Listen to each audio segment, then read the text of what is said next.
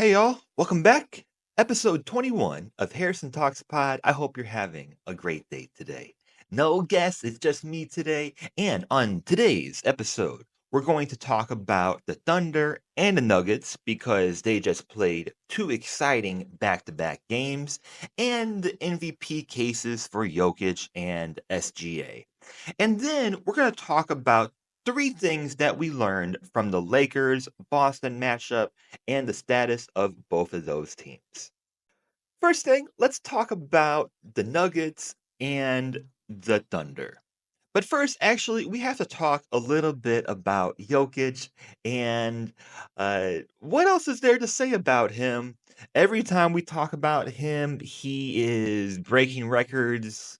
He's breaking his own records. And before these last two games, the Nuggets played the Suns in an exciting overtime win, and Jokic was the first player in MVP in NBA history to get a 30-point, 20 rebound, 20 assist game, ending with 30 points, ending with 31 points, 21 rebounds, and 22 assists in that overtime victory against the Suns. I watched the second half and the overtime game, and the initial thought that I had from Jokic is what I usually think about him is that he always seems in control. It's deceptive because again, he's not the fastest or most athletic, but there's lots of showtime there. If you think watching Jokic play basketball is boring at all, I don't understand that. uh, it was great. It was just amazing down the stretch. 29 triple double of the season. Got it just in the third quarter, which has been pretty common for Jokic. Oftentimes, will have close to a triple double within the first half.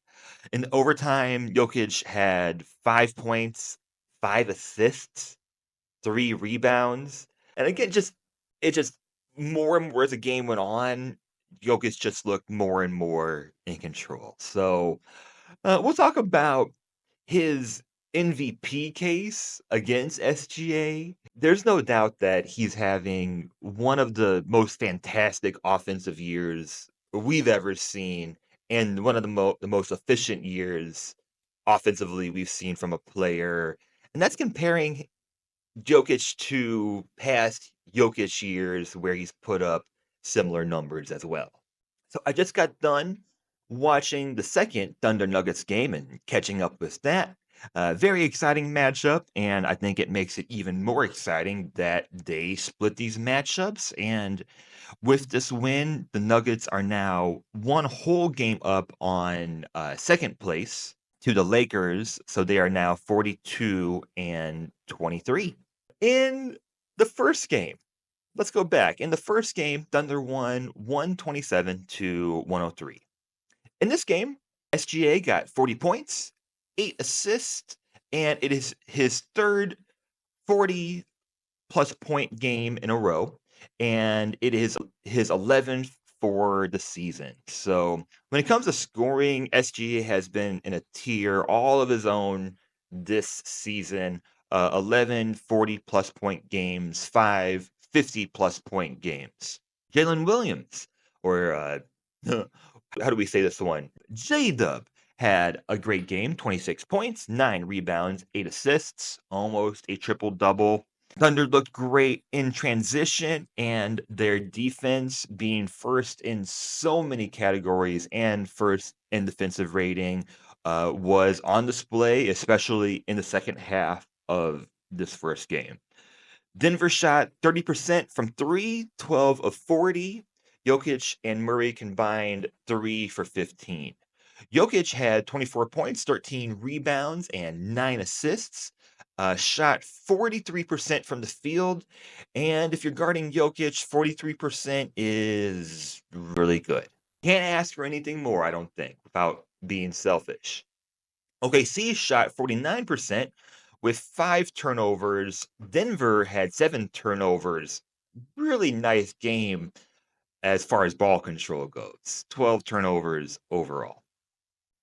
In the second game, where the Nuggets won 140 to 127. Jokic had 35 points, 18 rebounds, 8 assists on 75% from the field. Almost triple-double. Extremely impressive. Jokic puts up numbers that if another player put up, we would be putting it in a different context, but since he does it all the time, again, just super impressive.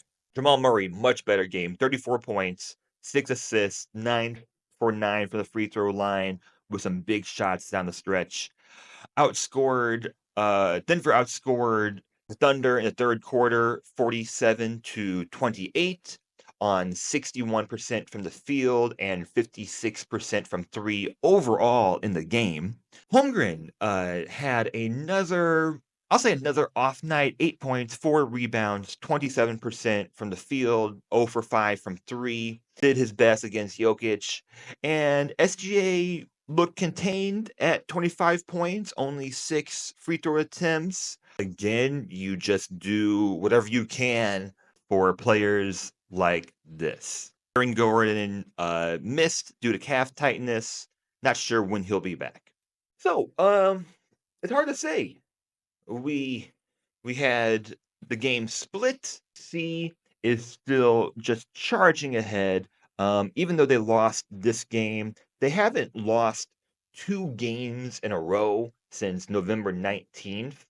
So they're still doing really well. They're still 11 games up on Denver, who is in second place. They're above and beyond going to be the first place team in the West. And we'll see how they treat these last 19, 20 games or so of the season because they look healthy, they have depth, they have the ability now to put 2 centers on the floor or put no centers on the floor. So we'll see what they do heading into the end of the season. Is this a future Western Conference Finals matchup? If I were to make bets, I would say yes. I think OKC will be in Western Conference Finals. I think the Nuggets, even though they have struggled against uh, good teams this season and have obviously played much better against bad teams, I can't count out the two-man game of Jamal Murray and Jokic. Most likely the best we have in the league, just basing that on how much experience they have. So we've talked on here a few times about MVP, and every day that goes by, it seems like this is going to be a memorable and historic MVP matchup.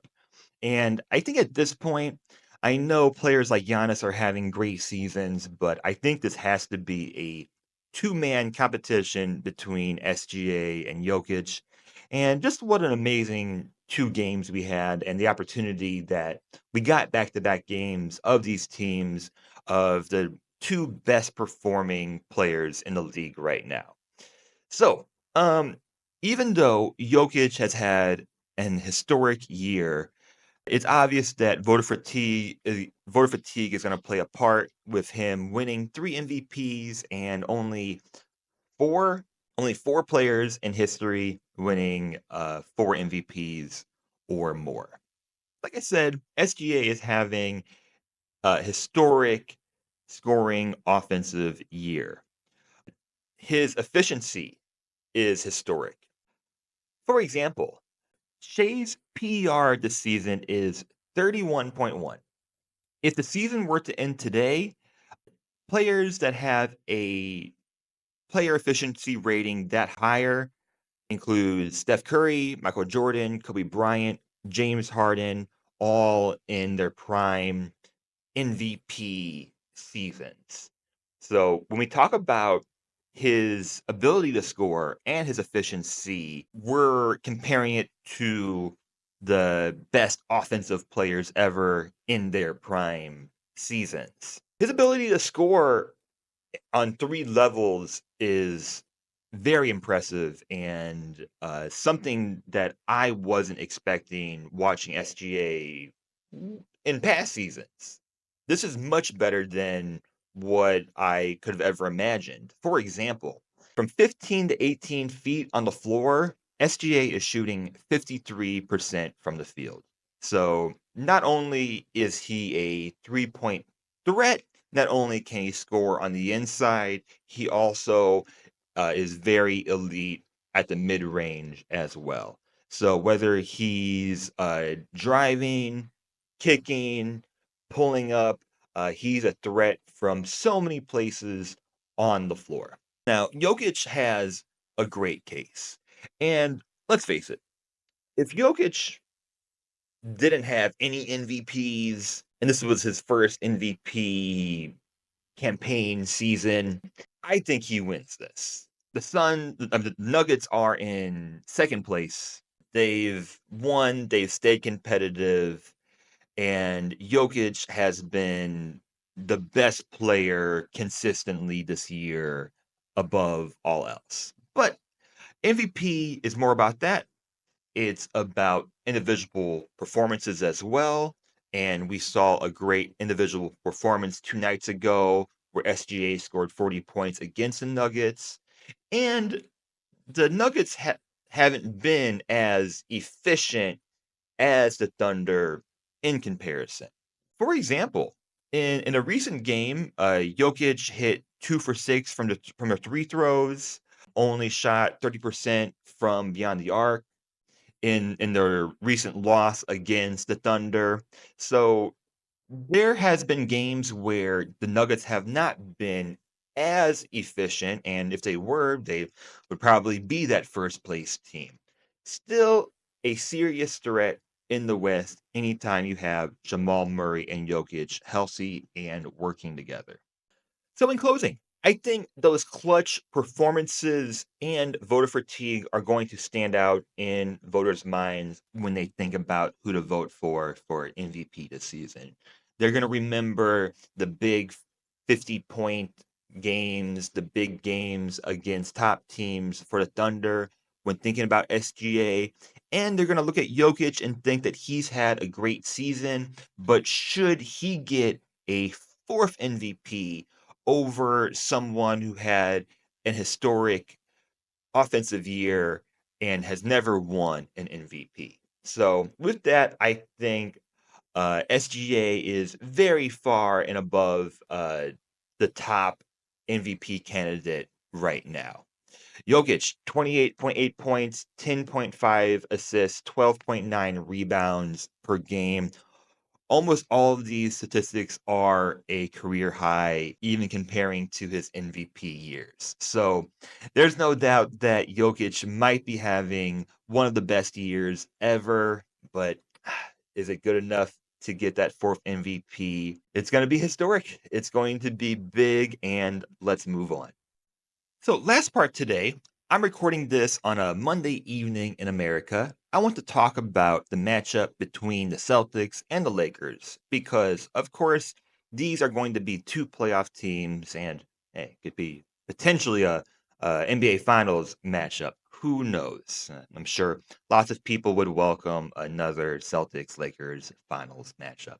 Of course. So, I'm titling this segment Three Things That We Learned from this Lakers Celtics game. And of course, they have both played since then. Tonight on Monday, the Nets beat the Lakers and the Celtics defeated the Jazz.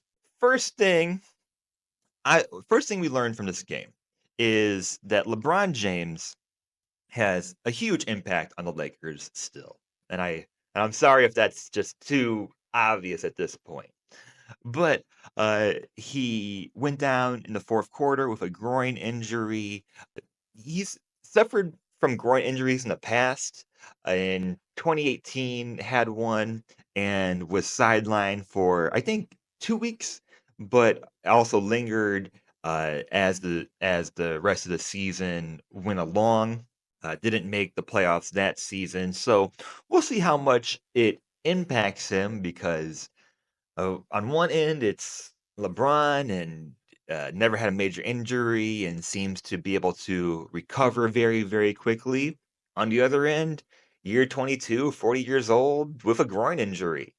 And at that point, how much of an impact is it? Who knows? But in this game, he had 22 points, 14 rebounds, 9 assists, so nearly a triple double, on the way to a triple double before he left the game. And since the All Star break, since turning 40, has just been an amazing player. Some of the most enjoyable LeBron basketball I think that we've seen in the past 4 or 5 since he's been a Laker, I'll say. Player of the month in February, JJ Redick says he thinks he's been playing on an all defensive level, which I mean, it's just crazy. And his usage has not gone down. Almost 35 minutes average for the season.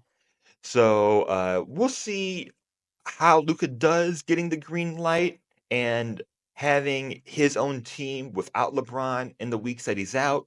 If you're a Laker fan, you're hoping that this helps him get into some sort of rhythm and that LeBron can take time and rest and get ready for those playoff games. The second thing we learned from this game is about the Celtics defense, the possible Lakers struggles on offense, and I'm calling this Lakers third quarter struggles. So, in this game, they shot 5 of 23 in the third quarter, 21%, and had 6 turnovers, allowing the Celtics to extend their lead in the third quarter. Lakers were also out-rebounded. Saw a great effort from Tatum, Horford, Brown, Al Horford. Haven't mentioned him yet this episode, but playing amazing basketball at this point in his career.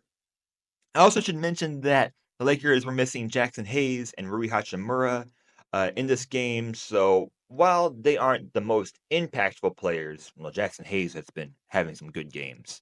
While they're not the most impactful, it's no doubt that the Lakers, while already lacking front court depth, is missing almost all of their front court depth.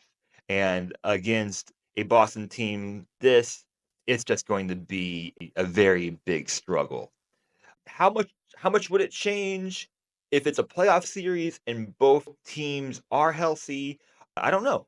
Luka had flashes of brilliance this game, had 34 points, had some great plays, but also had some missed opportunities at the end of the game and some pretty bad turnovers.